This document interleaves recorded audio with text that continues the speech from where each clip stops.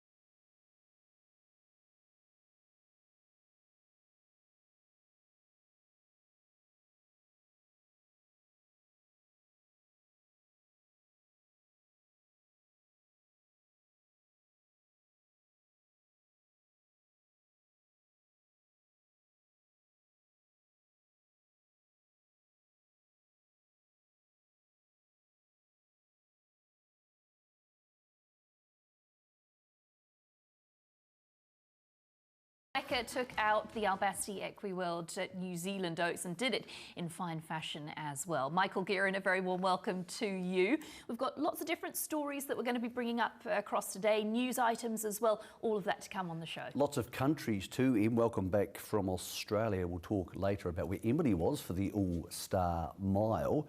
Man, there's some incredible stories going on in New Zealand racing at the moment. The Jim Wallace one is the first one we'll get to today around the Oaks. Fantastic, feel-good story. A continuation of a remarkable season for Tiaka, Mark Walker, and for Ryan Elliott, who's won 3 of the 4 biggest classics in the country.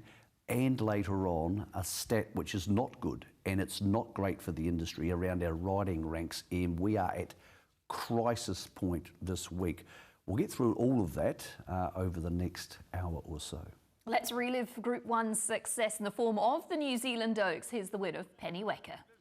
Very little from top to bottom as they come to the top of the straight here. And Sakura Girl on the inside of Flamenco. Family Ties now becoming prominent at the outside. Melfi Rosa contagious behind them.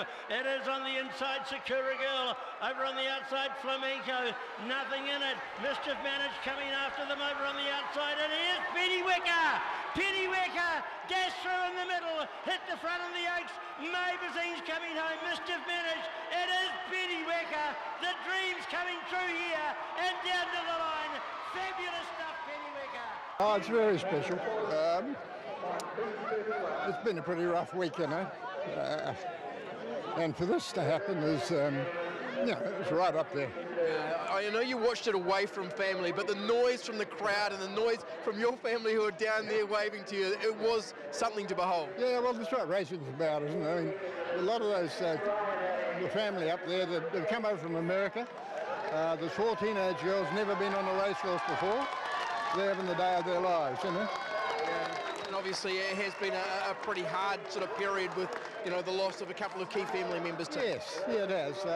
My son's wife died about 3 weeks ago. We had a Memorial Day for her yesterday. My mother died on Thursday. So it hasn't been a great week, you know. A great tribute to them though, isn't it? You're able to pick off an Oaks and do it with family here and so many owners as well. Absolutely. I mean, it's fantastic. It's good for racing. You know, there's 70 odd people got shares in this horse, and it's really good for racing. One that you bred with your brother Les. Yes.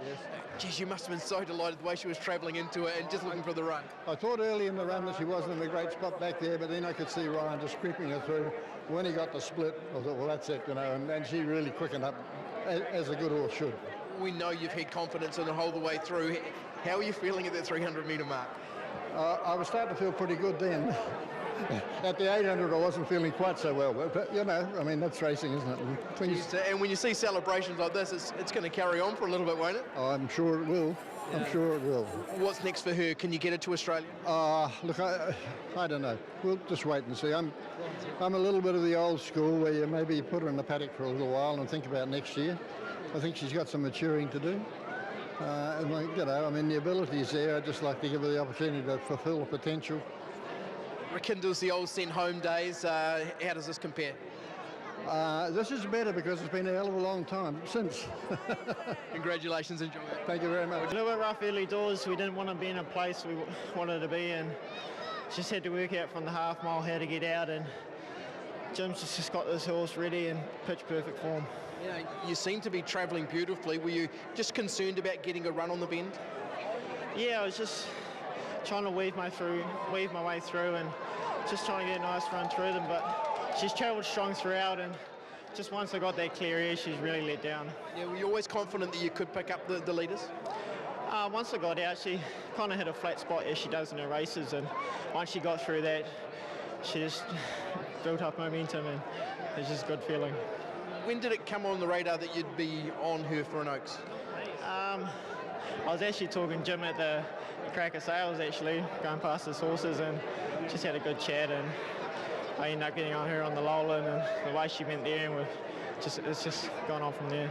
We spoke last week about this absolute ride that you're on with these Group 1 horses this season.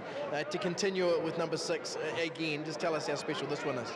Oh, it's a great season for me. It's best season so far, and I just hope it continues, but you just have to get on the right horses, and just got to thank the connections from all these horses I've been put on, and just can't believe it.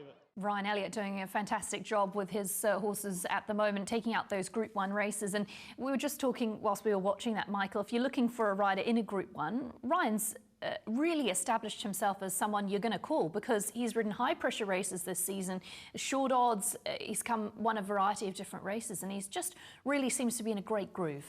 He's doing such a great job for a guy who has struggled with his weight. We have classic races, so typically there's 5 classics, so the St Ledger doesn't feel so much like a classic these days. But of the major Group 1 classics, Ryan Elliott here, as we see him coming through the middle of the pack, rides the Oaks winner. A couple of weeks ago, he rode the Derby winner. He also rode Legato to win the 1,000 guineas. So that's 3 of the main 4 classics. And he finished 3rd in the other. A lot of people would forget back when Pierre won the 2,000 guineas, Ryan finished 3rd on Prowess. Yeah.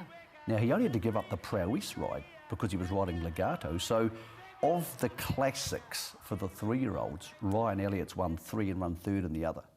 That's a hell of a statement for when, as you said, you're looking for a Group 1 rider. You go, well, we know he can do the job. It's not going to faze him because he's quite a relaxed type of guy. From the horse's perspective, looks like a lovely big filly, does Penny Wacker. Looks like there's plenty of upside with her. Different type of horse to the other Satono Aladdin we all know about, Tokyo Tycoon, of course, who's a neater type of horse. And what a remarkable season for Satono Aladdin. He's just had an incredible time of it. Bodes well, as you said to me before, that she can win at 2,400. The Maronis have a good staying horse in Japanese Emperor in Melbourne, so that bodes well for Tokyo Tycoon heading forward. But I think the story of the race very clearly was Jim Wallace. I mean, what a man. Not only has he had a huge impact on New Zealand racing, he's the father of Michael Wallace, who has a huge international impact on racing, but to have lost his mother and his daughter-in-law in the space of 3 weeks. Tragic, yeah. To be standing there, Emily, and to say this is great for New Zealand racing, to be talking about that rather than so much what's happened to him, remarkable stuff. And I haven't had a lot to do with Jim, but everybody likes him. He's respected, a very good horseman and a very good bloke. So that was a really feel-good win there. Second horse was excellent, continued a wonderful time for El Manzoor, who's now had a Derby winner, a Derby second here and an Oaks second. And beautiful ride on the 3rd horse, Mischief Managed by Jasmine Fawcett. She rode that a peach and gave it every chance, and sometimes great rides don't get rewarded with a win. So that was she did the best by the horse, and it's got a Group 1 placing. Very, very odd race. When you time it, and I timed it a couple of times last night, and Neil Davis from Form Pro also timed it. First 1,200 metres in around 1:13, out of the gates from a standing start, around 1:13ish, last 1,200 in 1:18. Now, I know Sakura Girl, I'm not a jockey, so I don't know what happened, whether she got up on the nickel or Cozzy had to dig her up and then she got across them and she wouldn't come back to I don't know, but that's bizarre. So the horses in the first half of the field didn't run a place. So the horses like Penny Wacker, Mischief Managed, and the horse who came from last, 1, 2, 3 in the set Oaks. up for them, yeah. Absolutely it was. So what it all means heading forward, I don't know. But that was incredibly run upside down. 1:13 out of the gates, home in 1:18. If you want to know how bad it got in, The last 800 metres, no horse in the race broke 50 seconds. 50 seconds, that's track work stuff. No horse broke 50 seconds for the last 800 metres. So there is a question mark over the form heading forward, but the winner won so well, maybe she's a really good filly. The other Group 1 at Trentham on Saturday was, of course, the Levin Classic, and it was a Quinella for Mark Walker training Romancing the Moon to win. In the G and Hickton Levin Classic at the 450 metres here. Alfredson's in front, Romancing the Moon over on the outside. Wider out then Stew with Duncan Creek in the crown of the track, starting to put in as well with a run and getting up in behind these. Mazzolino. Stew is the leader here. Romancing the Moon the inside, and then we've got wider out Duncan Creek running on. Luella Christina. Romancing the Moon is coming back. Romancing the Moon is too tough, and Romancing the Moon brilliant. Romancing the Moon has got it over Stew. Romancing the Moon, as we heard there from Tony Lee, just too tough, and delivers to get the Group 1 Levin Classic. Very valuable. You were just saying, Michael, it's been busy, racking up the miles. It's been across Cook Strait 4 times. It's raced in the north. It actually started trialling back in August and hasn't missed a month since, apart from I think like January or December. It had 1 month off. It's raced every month. And it started in the north, raced on heavy tracks, was in the O'Leary Brothers Classic and those sort of races in Wanganui in September, and you don't think that form's going to hold up. Went down south, ran 4th in the Guineas. This will actually help the rating for the 1,000 Guineas, which is good because it's under a bit of a tricky situation rating-wise. Has been to Dunedin, it's been all the way down south, come back again and won this. It's a remarkable story of a horse who's crisscrossed the country. Very rare that happens for Group 1 winners. So she'll head to the paddock. Speaking to Mark Walker last night, she's done for the season, and what a fantastic season. Skew Whiff should have won, loomed up to win at the 200. You would have thought she was home, didn't you, really, when you sort of looked as they turned in and you think, here we go, she's going to put them to bed, and wasn't able to. No, I'm not sure if she peaked on her run. I'm not sure if she didn't stay the mile. I don't know what to make of that. I just thought she was home. Maybe the winner was really, really tough. Don't ask me, because I haven't followed up with I've been too busy in Australia. I haven't followed up with Opie. And the other one who was really interesting in the race is Luella Christina. That's the daughter of Snitzel and Lucia Valentina. She's job done now, Group 1 placed. So well done to Lib and Bruce and the team there, because if you started the season with her and said, I can get a Group 1 placing, that's just perfect. So she'll improve as a 4-year-old, but she's basically done her job now. So lots of feel good out of that. Just on the favourite, the Intimidator, didn't quite stay the mile. There was a very strong pace early set by Alfreston, and I think it undid a few of them. But no excuses for him, because Romancing the Moon was also on that strong pace in front of him and kicked on far better. So I think he's a horse who Andrew may take back to 1,400 metres for his next campaign, and I wouldn't be surprised if he ended up in the Melbourne version of Andrew Forsman's stable, where there's a lot more races at that 1,400 worth that 100,000 type money. So no argument though. Winner had a tough run, has been all over New Zealand and did the job. And again, Te Akau, as they did last year with Imperatriz, get the Levin Classic with a 3-year-old filly. Yeah, and just whilst we're on that, Mark Walker, of course, closes in on Jamie Richards' record of 160 wins. So Mark's on 149 with 4 months left in the season. So that bodes well for him to break that record currently held by Jamie Richards. The Cuddle Stakes is the race that we review next, and that was Pearl of Alsace, who's putting together a fabulous record with another win on the board.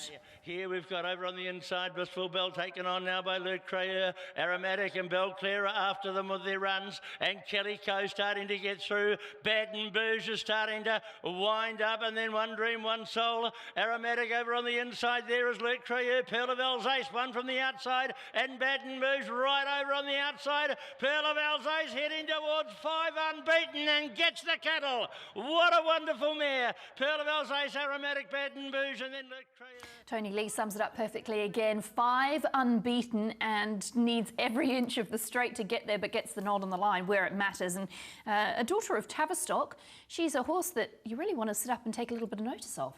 She is worth a stack of money for a whole bunch of reasons we'll get to shortly. Aromatic runs second here. Aromatic won the Counties Cup back in November. The same week, Aromatic won the Counties Cup. Pearl of Alsace won its maiden. Won its maiden on November the 18th. Now, very rare for a 4-year-old mare to win 5 to start a career. It might happen with 2-year-olds. Tokyo Tycoon did it this year.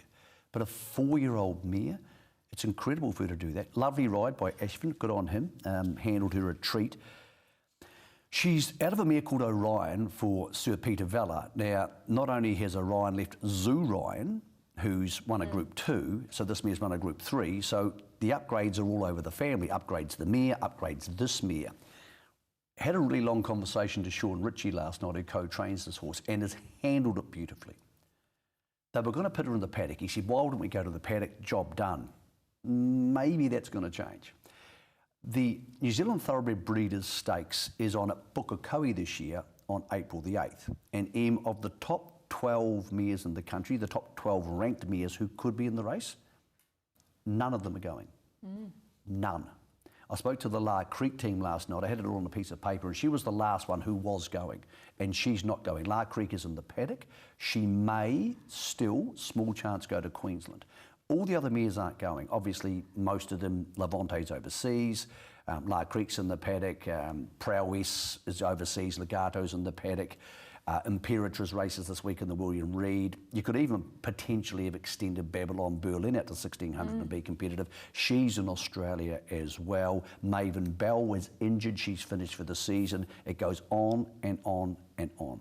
And all of a sudden, as Sean Ritchie said, well, we might be favourite for a Group 1. I think they'll keep her this week, tick her over, put the saddle back on a Friday or Saturday, give her a gallop and think, is she okay? Horse comes first. But after looking at that list, now, Romancing the Moon isn't going, Skew With is. But that Thoroughbred Breeders at Pukekohe on April the 8th is this giant beacon of hope for anybody who's got a decent mare.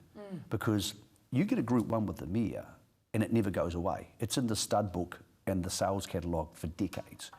And they don't come around very often. As I said to Sean last night, this mare will never start favourite in a Group 1 probably again in her life. And there's one dangling there in 2.5 weeks from you. I think there'll be a change of plans for her, and she can handle wet tracks. So if they get to Pukekohe, wake up and it's an 8 on the morning of the race, that won't bother her. She might get a chance to do something very few horses have done. Go from a maiden to 4 months later, potentially being a Group 1 winner. And on that, why would you think she can't? If only it was as easy as that, Michael. Well, it's a lot. It could be. It's a lot easier than taking on the horses who could have been in the race. For sure, that we've been racing around. Another over the one, summer Coventina months. Bay's been retired. Yeah. So of those top 12 horses who could have been in that race, Mustang Valley is in Australia. 12 of them aren't going. So all of a sudden, it's a far, far more attractive race than it would have been a month ago. The Weatherleys had a fabulous day on Saturday at Trentham. They had success with not only SVR, but also, of course, Maria Farina. The first replay that we look at, though, is SVR and the St. Ledger. Coming out and after it, Tom's in the middle of these, and then Levita Vistry, Nest Egg out wider, is now looking to run on. Rapid Falls in front here. Asano has it a length on. Fierce Flight right over to the inside. SVR starting to put it now. Coming quickly, SVR, Fierce Flight the inside, Rapid Falls the middle, and then Levita Vistry, SVR, Fierce Flight closer to the inside. SVR will win it, Fierce Flight, Rapid Falls, Levita Vistry. He's a great stayer, isn't he? And he takes out the St. Ledger on Saturday at Trentham. We've got Sam Weatherley on the phone to talk through both of these wins. And Sam, bit of a roller coaster day, wasn't it? Some ups and also some downs. Yeah, that's for sure, Emily. Good morning, guys. Thanks for having me on. But yes, it was a up and down sort of a day, but really, really encouraging for the stable to go out there and get two nice stakes winners with horses that we've always had a lot of time for. And obviously the downside was Dad wasn't there for the majority of the day. He was laid up in hospital where he still remains now. So, yeah, it was a bit scary for a wee while there, but glad we could get a couple of winners on a nice day. Sam, we'll just touch on your dad before we get into the nitty-gritty around the horses. Obviously, for people at home who don't know, he was kicked on Saturday, wasn't he, by SVR after this win. Talk us through the injury and how he is. Yep, look, he, you know how the horses, they get a winning rug after winning a nice race, and it was put on, and it must have just been annoying him, and Dad's gone to fix it up. And look, you'd know, everyone in the industry knows, we've done it a 1,000 times. You just go and flick the rug over just to make sure the horse is comfortable, and he's just got a fright, and because he's been worked up after the race, and he's whipped around and kicked out, and he's caught Dad on the leg, and Dad sort of got up and gone to walk it off and walk away. I thought, phew, he's okay, and then all of a sudden the blood was just coming out everywhere, and we thought, oh no, this is a little bit more serious than what we initially thought. And he's laid up in hospital now. He's hating every minute of it. He doesn't like laying around, and he's still waiting on surgery. I think it was meant to be Saturday night, and it was meant to be yesterday, and we've heard that it's meant to be today. So fingers crossed it's today, and hopefully that all goes well. But he's still pretty uncomfortable, but hey, he is in good hands at the same time. If we get into the horses, Sam, of course, SVR, just such a good stayer, isn't he? And despite being a little bit naughty after the race, he produced a really good performance, didn't he? Yeah, that's right. And I spoke to Mick actually on the Saturday morning, and he asked if 2600 was going to suit him, and it's just what he's been looking for.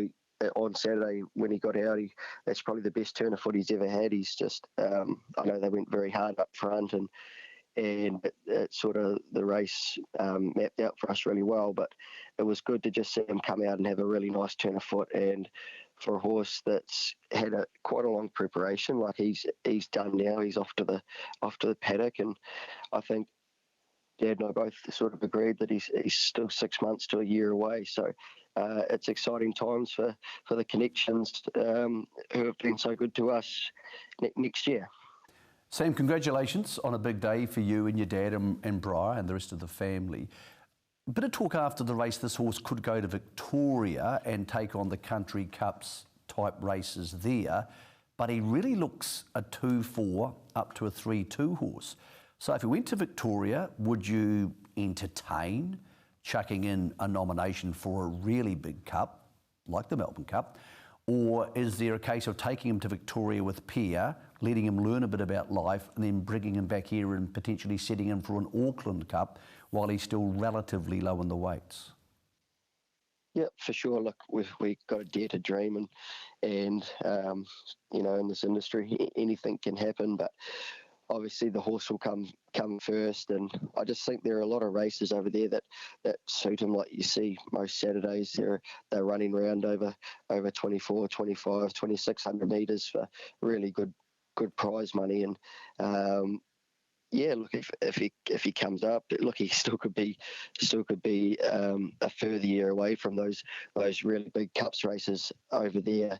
But if he was to sort of go around and win a nice country cup, and look, he could come back and he could sneak in again into the Auckland Cup, and I think that's going to be his ideal distance at some stage is going over the 2 miles, because he just spends no petrol whatsoever in his races and showed turn of foot like he did the other day. So it was really encouraging.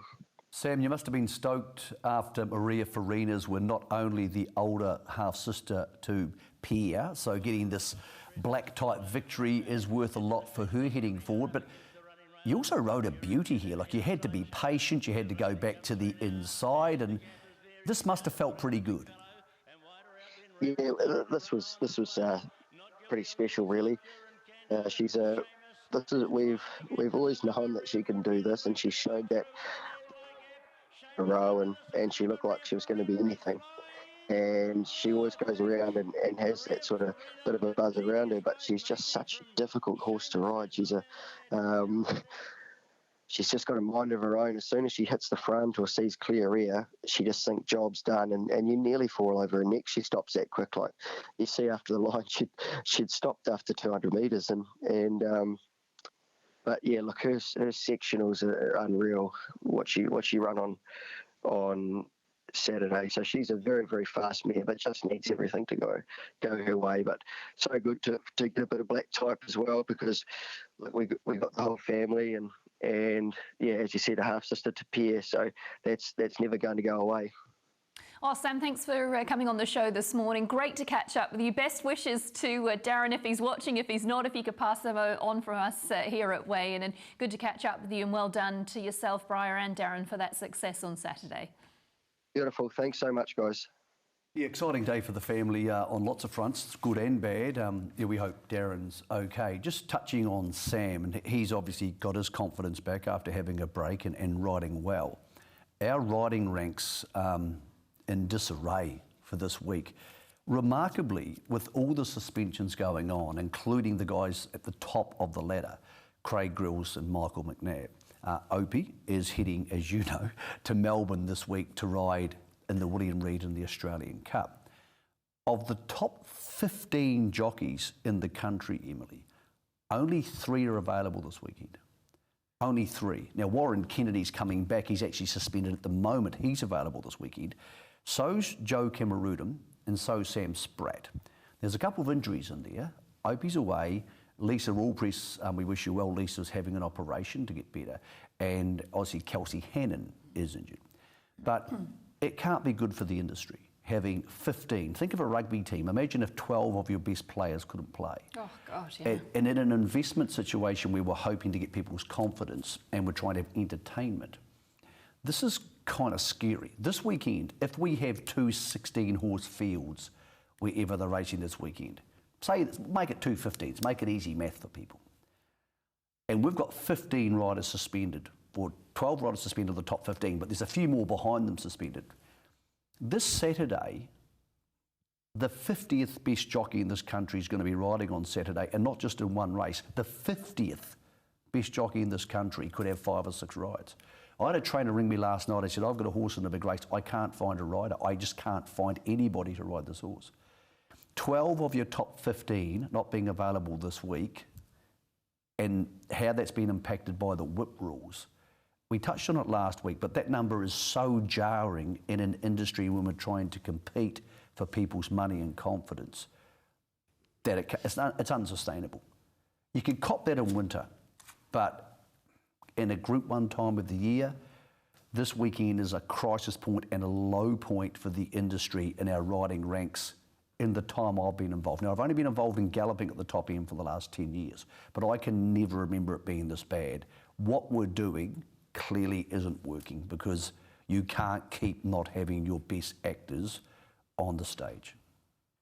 We're going to head to Tauranga next, where we have a little look at what they had as their feature, and Le Sablier took it out in race number 7. The rail, and now Bari ranged up on the outside of No Loitering. 2 lengths away, Le Sablier. Wider out is GC, and then Wordsworth and Side Hustle, giving plenty. No Loitering on the inside. Coming after it now, Le Sablier out wide, starting to unwind. With them also Bari, and further out GC. Great go, Le Sablier. Le Sablier took the lead and dashed away. Le Sablier will win it second. Over was GC, third was No Loitering, and then came Bari from Wordsworth, and last at the line was Side Hustle.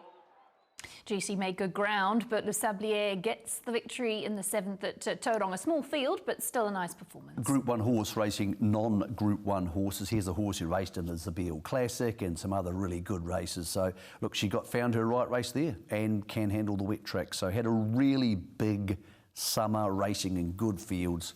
Deserved this one. Yeah, absolutely did. We're going to get you off to a break here on Weigh-In, and we leave you with some vision of the South Waikato Cup.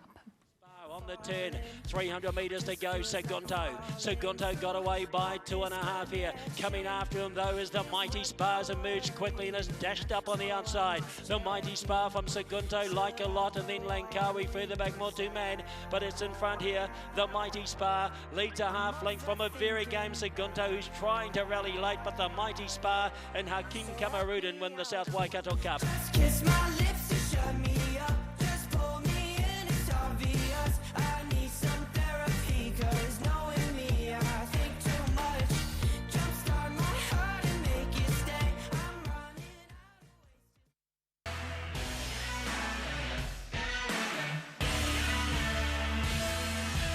Today's weigh-in is brought to you by our stable of sponsors.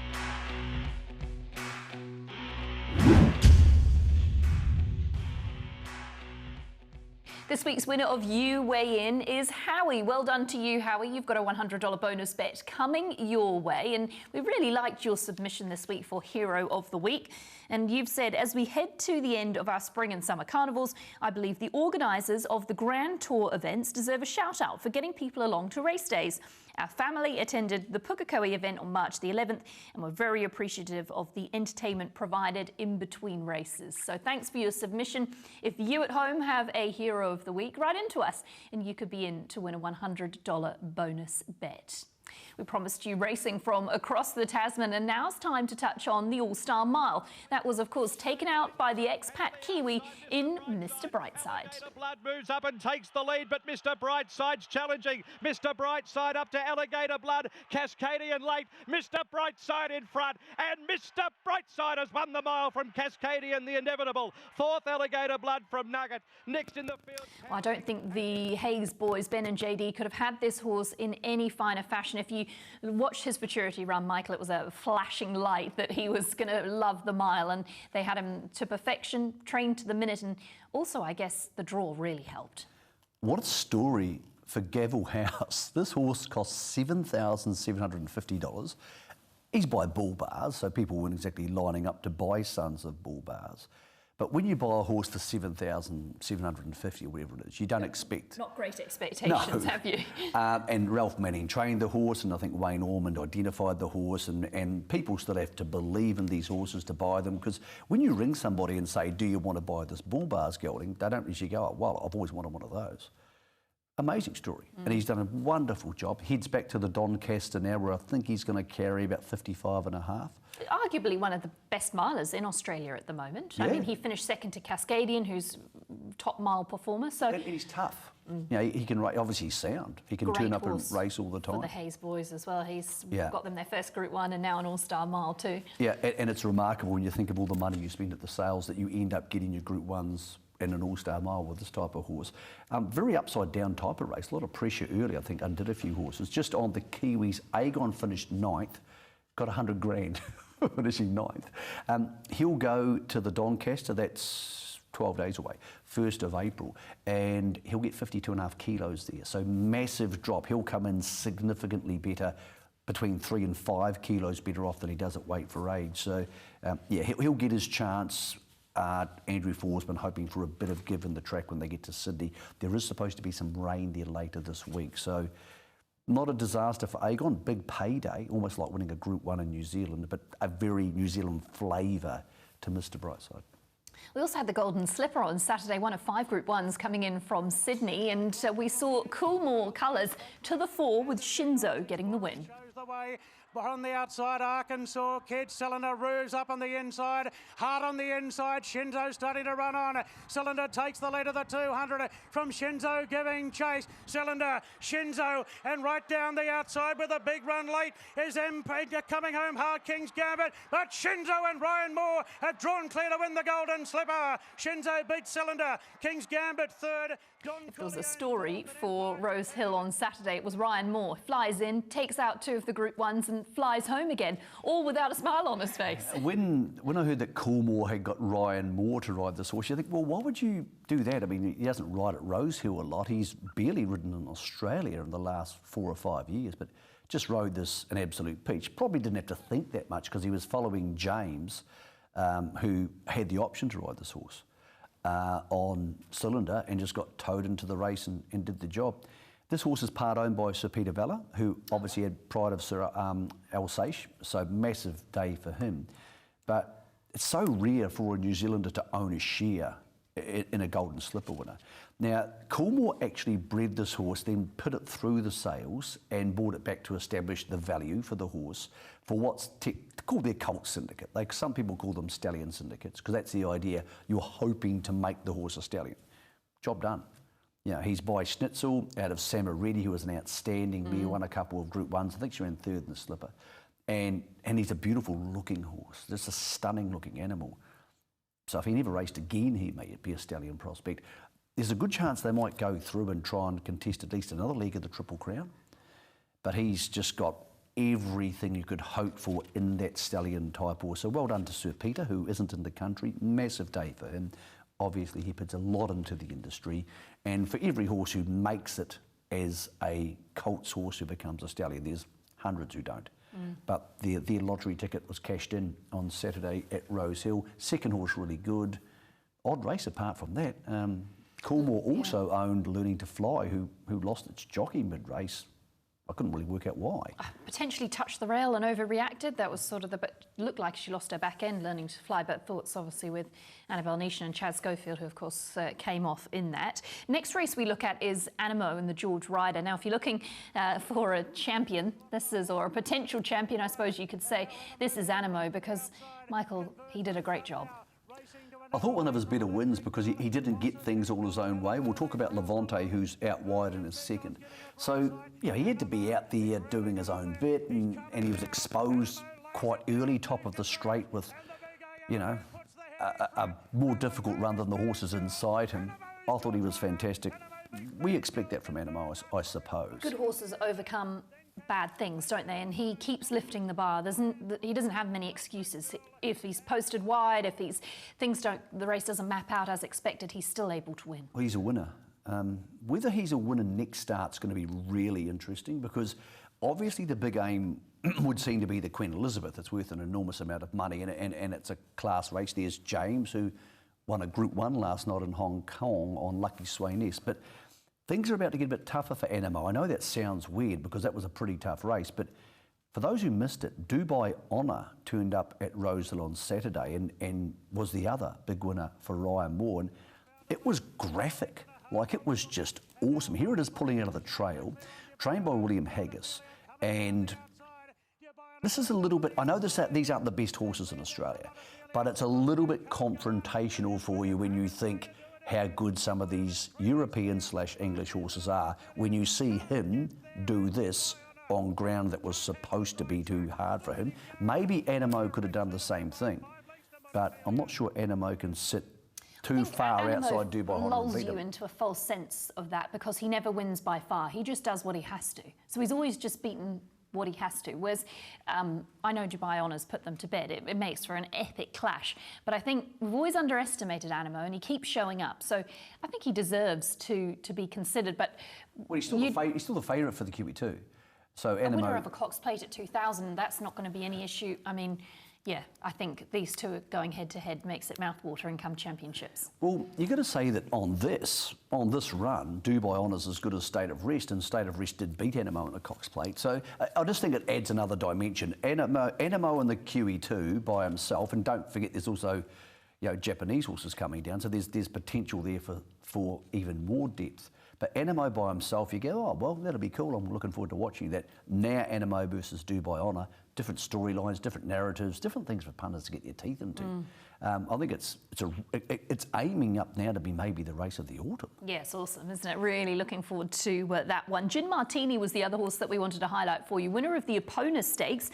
And Gin Martini was purchased from Lansdowne Park Draft and wasn't an expensive purchase by Rip Van Winkle, based with John Sargent Michael. And this is a race, of course, that was won by Polly Gray previously, also a New Zealand graduate. So it's got a good affinity with the Kiwis and very flashy individual. Yeah, and everybody loves Sarge. Everybody loves seeing a New Zealand winner on a Saturday at group level in Australia. So yeah, very popular victory, a very flashy type of a horse. And look, again, exposed really early at the top of the straight and was there to be run down and couldn't be run down. While we're looking at Sydney, Prowess arrived in Sydney yesterday, Sunday, around lunchtime. Was covered in sweat because it was very hot there. Roger James said she'll settle in really quickly. We're really happy. James McDonald got suspended at Rosehill on Saturday, and he's going to miss 5 days, including next Saturday. So he rides at Kensington on Wednesday, but then he's parked up for a week, misses another Saturday. Therefore, they needed a new rider for Prowess. It sounds really easy, but a whole bunch of Australian riders aren't available either. Willow's injured, Jamie Carr is injured, Damien Lane is in Dubai this weekend. A lot of them aren't available. James obviously being the top of them. So Mark Zara, who's a great replacement obviously, gets on Prowess. So Mark Zara in the Vinery this week over 2,000 metres. If you haven't seen Pavitra's win Very at good, Pembroke wasn't it? Grange. Outstanding in a really quick time. Polygon has track work tomorrow morning, Tuesday. She'll gallop, and after that, Lance Noble will talk to Kira McAvoy and say, are we good to go? Or do we go to a different type of race, because that's obviously got two very good 3-year-old fillies. So Polygon at the stage, final decision Tuesday morning. They are hoping for a bit of rain, and that rain is forecast for Thursday/Friday at Rosehill. And I think most of the Kiwis I've spoken to just hoping for a bit more given the track. Yeah, it's been really hot there too, hasn't it, of late? A couple of other markets that we can touch on for you as well. One of those is the William Reid. Now, this will come around quickly because it's Friday night, Michael, 4926 if punters want to get involved. And you can see there, Babylon Berlin, also Imperatrice. Imperatrice galloped this morning at the Valley, so she had her spin around the Valley and seemed to handle it very well. Babylon Berlin also there. She also had a spin around the Valley this morning, and speaking to Ben Foote, they are hoping for a good draw for Babylon Berlin for obvious reasons. Imperatrice, though, very dominant in a market where this Group 1 lacking a lot of the other Group 1 horses, because many are waiting for a week to go to the TJ Smith at Randwick, about 12 days away. Also got the Australian Cup for you to have a little look at, and you've got a number of chances there. Horses we're pretty familiar with. Campionessa, of course, from Te Akau heading across to contest this as well. And Mr Brightside won't be turning up, so take him out of this market. Not a scary market by Australian Group 1 standards. Campionessa with Opie. They're rolling the dice there, but even a placing here would be huge. And maybe Te Akau found the right race. I thought they should have stayed home for the Thoroughbred Breeders, which she would have been a hot favourite for, but that's not a strong Australian Cup. And they moved the Australian Cup from the start of March to the end of March. Very hard to argue that's worked. Yeah. Yeah. All right, let's get you to a break here on Weigh In, and we leave you with a couple of the other Group 1s from Saturday. This is the Group 1 Galaxy and the Rosehill Guineas. On the inside, Uncommon James has held up for a run. Shades of Rose revved up on the outside. Right down the outside is Remark with a good run. Cannonball squeezing for a rouse run as Maria Mia takes the lead. Maria Mia's drawn a length clear. Uncommon James clear now. Maria Mia in front from Uncommon James. Cannonball, and Maria Mia wins the Group 1 Galaxy. From Banzois, Osbert, Rising Sun and Brosnan as they turn. Nash goes for home on Lindemann. Now Pericles stoked up by McDonald, and the favourite is sticking to the task. It's Lindemann a length, 3/4 to Pericles, who's almost level now. Yes, Pericles draws level with Lindemann. They're well clear from the rest. It's Pericles trying to get the upper hand from Lindemann. Drifting out Pericles from Lindemann. Lifting hard. Get in, sit down, shut up and hold on. Can't wait too late. It's time to get gone. Find us a dirty road and get a groove on. Get in, sit down, shut up and hold on. Get in. Sit down.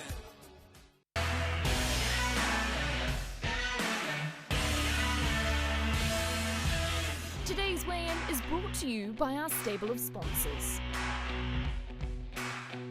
Called upon, encountered Voyage Bubbles going a big race. Turkle looks to get through. Beauty Eternal's taken over from Keefe. Voyage Bubbles going a huge race. Sword Point can't get through. Beauty Eternal leads. Voyage Bubble, Turkle's up the rail. Keefe, Voyage Bubble, the classic mile winner from 14, and Turkle on the rail. Voyage Bubble, Voyage Bubble. What a win in the Derby.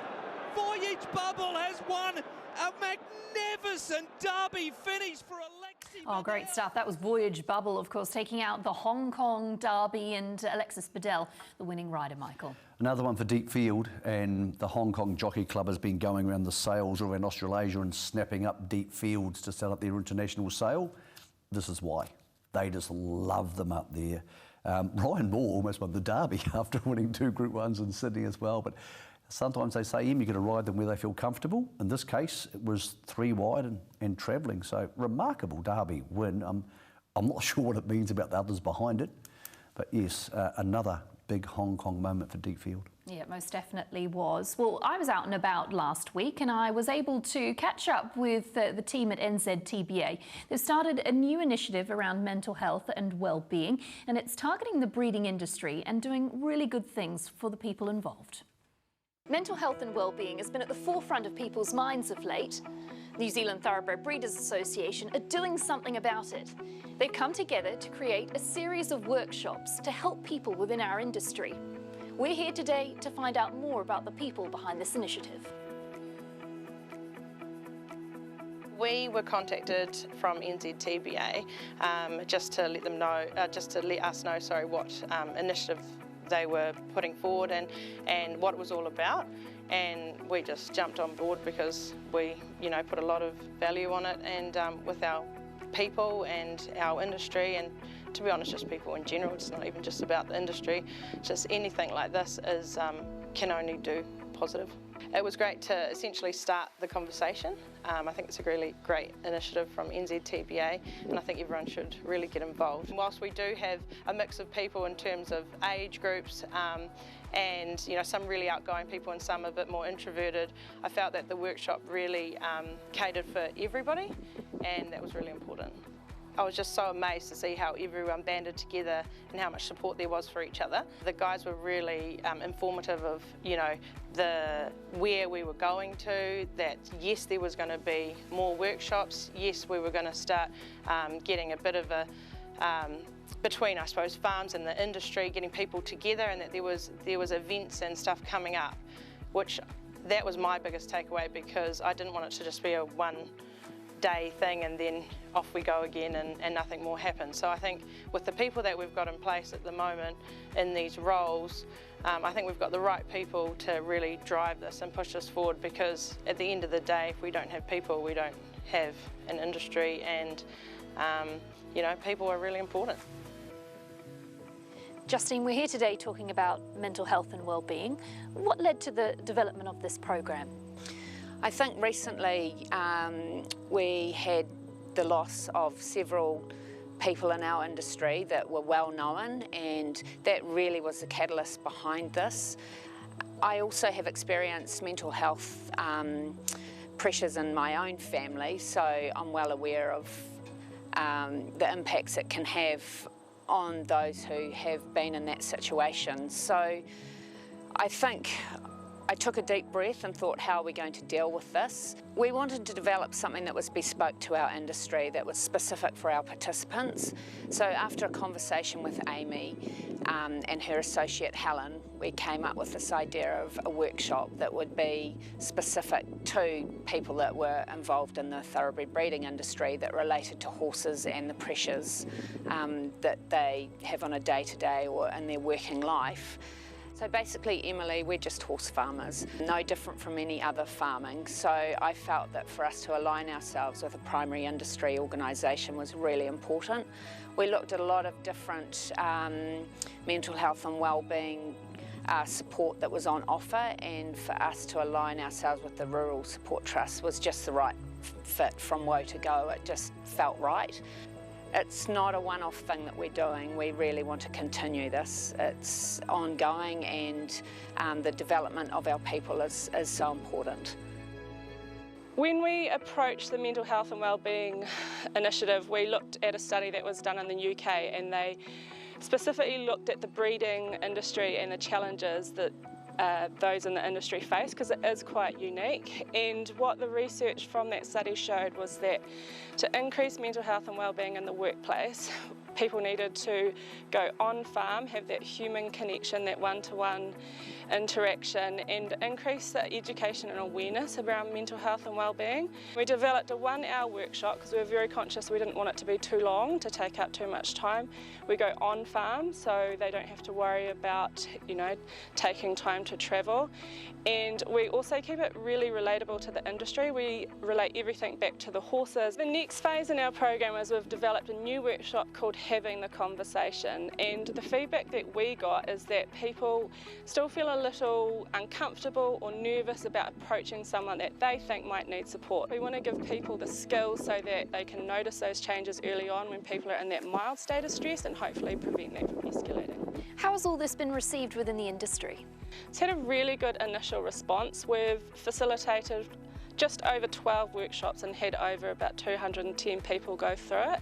So that's a pretty good catchment in the breeding industry. And I think once people realise that we're not coming on farm to say, hey, give your staff more time off, we're saying the industry's got specific challenges that are inevitable, and here's some easy low-cost ways you can bring about balance to your workforce. If breeding industry participants are interested in exploring mental health and well-being within the workplace, how do they do that?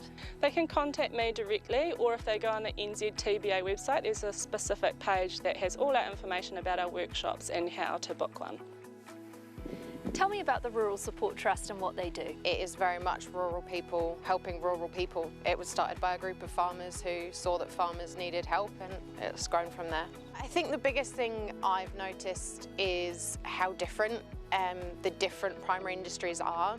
The Rural Support Trust covers all primary industries in New Zealand. People think we're just for dairy farmers, but any type of primary industry, we are there to support you. A big barrier in mental health is that people think they're alone and that they're the only people who feel that way. And having these conversations makes people realise that we all feel the same, and having these conversations helps everyone. If people are struggling and need the Rural Support Trust, how do they get in touch with them? We have an 0800 number, which is 0800 787 254 or 0800 Rural Help. And we also have a rural support website that will direct you to your own region. And there's always someone at the end of the phone who will be willing to help. A big thank you to the team at Love Racing for putting that together, and also, of course, NZTBA for taking the time to put this initiative together, and Elsdon Park for their contribution to the story. Well, it's now time for our news here on Weigh In.